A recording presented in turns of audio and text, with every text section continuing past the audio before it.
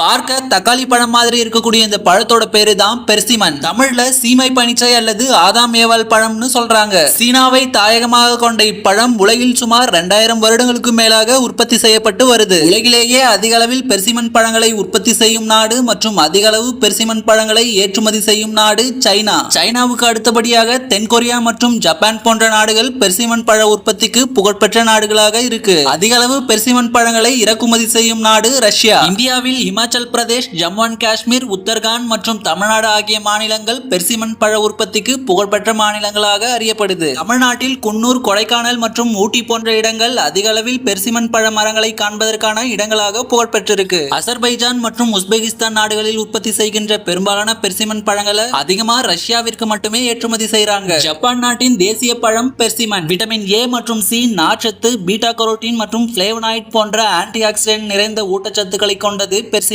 பழம். நன்கு பழுத்த பெர்சிமன் பழம் தேன் போன்ற சுவையை கொண்டிருக்கும். பெர்சிமன் பழங்களை பழமாகவும், உலர்ந்த நிலையிலும் மற்றும் இனிப்பு உணவுகளிலும் பயன்படுத்தி சாப்பிடலாம்.